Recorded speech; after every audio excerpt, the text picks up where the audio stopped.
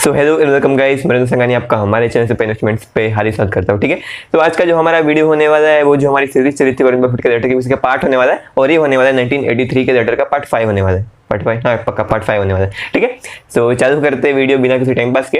लेकिन उसके पहले अगर आपने हमारे इस सीरीज़ की पहले वीडियो नहीं देखी है तो आप वो सब वीडियो देख लेना, उसकी लिंक ऊपर आई बटन में रहेगी, पूरे प्लेलिस्ट की लिंक ऊपर आई बटन में रहेगी, आप चाहे तो देख सकते हो। ठीक है, और अगर आपको वीडियो अच्छी लगी तो प्लीज़ चैनल को सब्सक्राइब भी कर देना और वीडियो को लाइक भी कर देना। ठीक है, सो बिना किसी टाइम पास के भी चलते हैं। लेकिन उसके पहले मैं आपको बताना चाहूँगा कि आज की वीडियो में हम बताने क्या वाले।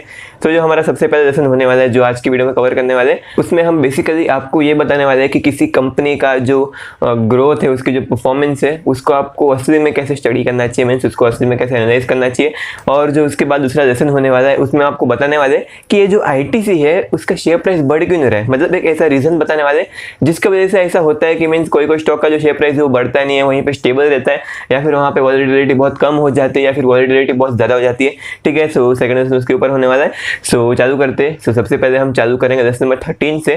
ठीक है, सो ये जो लेसन नंबर 13 है उसमें वॉरेन बफेट जी कहते हैं कि जो हमारा लॉन्ग टर्म गोल है हमारी कंपनी के लिए, यानी उनकी जो कंपनी है बर्कशायर हाथवे, उनके लिए उनका जो लॉन्ग टर्म गोल है वो ये है कि हम जो हमारी कंपनी की जो इंट्रिंसिक वैल्यू है, यानी इंट्रिंसिक वैल्यू पर शेयर है, उसको हम मैक्सिमाइज करें, यानी उसका जो ग्रोथ है उसको मैक्सिमाइज करें हम।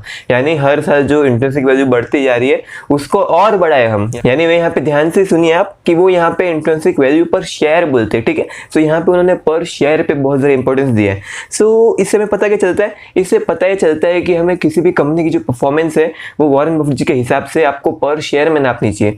वॉरेन बफेट जी कहते हैं कि हमारी जो कंपनी है बर्कशायर हाथवे, उसकी जो इकोनॉमिक सिग्निफिकेंस है या फिर बेसिकली उसका जो परफॉर्मेंस है वो हम पर शेयर मैट्रिक्स का इस्तेमाल करके नापते हैं। हमें कंपनी की साइज से कुछ भी मतलब नहीं पड़ता, हमें सिर्फ पर शेयर ग्रोथ देखना है। ठीक है, यानी अभी इसका मतलब क्या होता है, इसका मतलब ये होता है कि वॉरेन बफेट जी हर एक चीज़ यानी कंपनी का जो परफॉर्मेंस है उसको नापने के लिए पर शेयर चीज़ें इस्तेमाल करते हैं, जैसे सेल्स पर शेयर या फिर प्रॉफिट पर शेयर या फिर एसेट पर शेयर या फिर करंट एसेट पर शेयर या फिर बुक वैल्यू पर शेयर।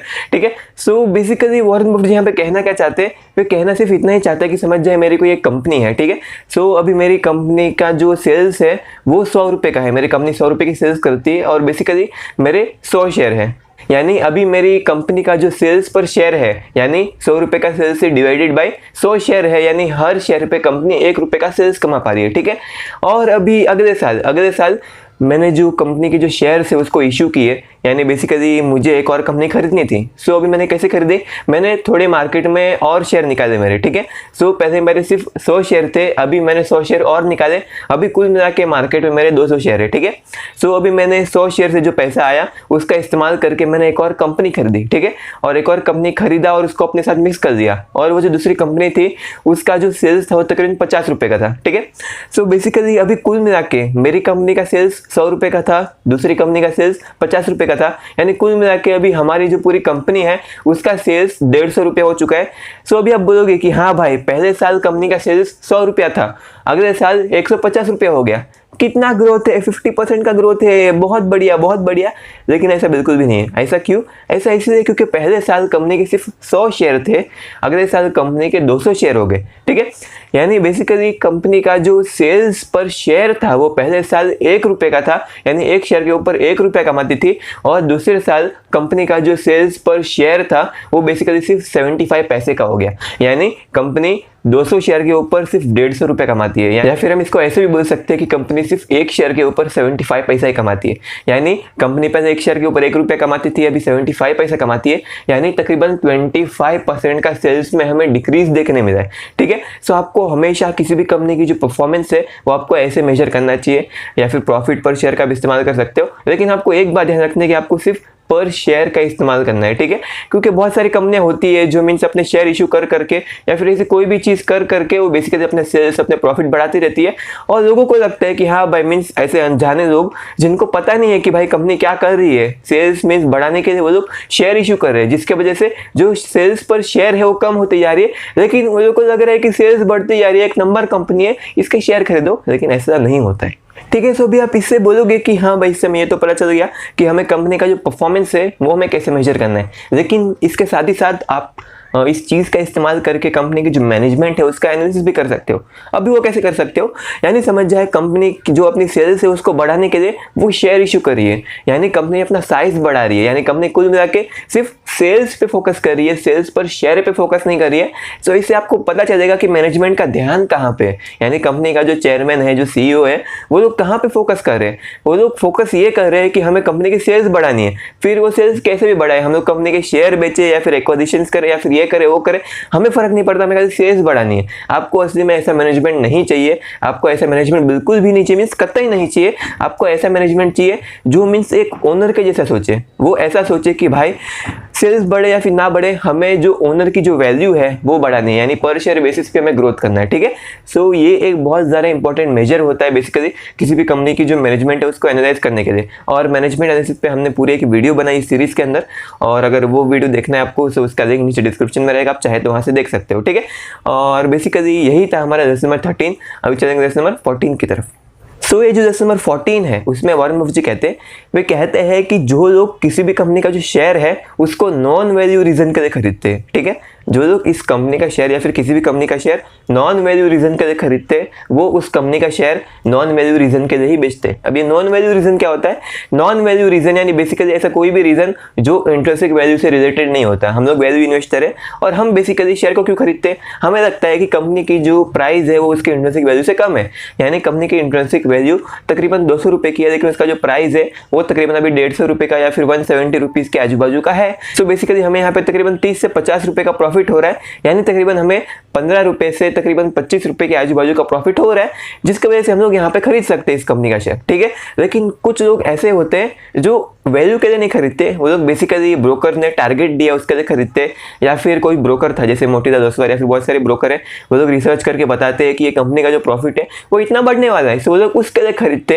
या फिर बेसिकली वो लोग इसके लिए खरीदते कि भाई कंपनी का शेयर प्राइस अभी सपोर्ट पे है या फिर अभी रेजिस्टेंस पे या फिर ऐसा है वैसा है, वो लोग टेक्निकल एनालिसिस करते, वो ये सब चीज़ें करते, जिसकी वजह से वो लोग इस शेयर को खरीदते हैं। ठीक है, तो यहाँ पे वॉरेन बफेट जी कहते हैं कि जो लोग कंपनी के शेयर को नॉन वैल्यू रीजन के लिए खरीदते हैं, यानी वैल्यू के लिए नहीं खरीदते, वो बाकी सब चीज़ों के लिए खरीदते, टेक्निकल एनालिसिस करके खरीदते या फिर कोई और चीज़ के लिए बेसिकली, या फिर बोनस के लिए या फिर डिविडेंड के लिए खरीदते, वो लोग शेयर को उसी चीज़ के लिए बेचते हैं, यानी नॉन वैल्यू रीजन के लिए ही बेचते। और बेसिकली जो हम लोग है, यानी जो हम लोग वैल्यू इन्वेस्टर है, वो लोग बेसिकली कंपनी का शेयर जब खरीदते हैं उसके बाद उसको कब बेचेंगे? उस कंपनी का शेयर हम तभी बेचेंगे जब उसका जो स्टॉक प्राइस है वो उसके इंट्रिंसिक वैल्यू से ऊपर चले जाता है, यानी जो स्टॉक है वो ओवर वैल्यूड हो जाता है, या फिर उसकी जो क्वालिटी है वो कम हो जाती है, या फिर हमें बेसिकली उसमें कुछ प्रॉब्लम देखने मिलता है। ठीक है, सो बेसिकली हम तभी बेचते हैं। लेकिन ये जो बाकी सब इन्वेस्टर है जो नॉन वैल्यू रीजन के लिए शेयर को खरीदते हैं, वो लोग ये सब चीज़ों पर ध्यान नहीं देते, वो लोग सिर्फ उसी चीज़ पर ध्यान देते हैं, यानी वो लोग बोलते हैं कि भाई जो ब्रोकर है उसने बोला था इतना इतना प्रॉफिट होने वाला है। ठीक है, लेकिन कंपनी का जब रिपोर्ट आता है तभी बेसिकली इतना प्रॉफिट नहीं होता है, उससे थोड़ा कम प्रॉफिट होता है। यानी जो ब्रोकर थे मोतीलाल ओसवाल ने बोला कि इस कंपनी का 100 करोड़ का प्रॉफिट होने वाला है, लेकिन असल में इस कंपनी का 90 करोड़ का ही प्रॉफिट हुआ। सो बेसिकली वो लोग ने जो शेयर खरीदा था, यानी ये सोच के खरीदा था कि इसका प्रॉफिट इतना होने वाला है 100 करोड़ का, लेकिन सिर्फ 90 करोड़ का ही हुआ। तो वो लोग बेसिकली इस कंपनी का शेयर बेचने लग जाएंगे और बेसिकली कंपनी का शेयर प्राइस 10% गिर जाएगा। ठीक है, मीन्स कितना भी गिर सकता है, 10%, 15%। और मैं यहाँ पे मोतीलाल ओसवाल के बारे में कुछ भी कहने की कोशिश नहीं कर रहा हूँ, मैं सिर्फ मीन्स ब्रोकर के लिए उनका एग्जांपल दे रहा हूँ। ठीक है, ठीक है, सो बेसिकली इससे होता क्या है, यानी वो लोग इस शेयर को खरीदते हैं नॉन वैल्यू रीजन के लिए, फिर बेचते हैं नॉन वैल्यू रीजन के लिए।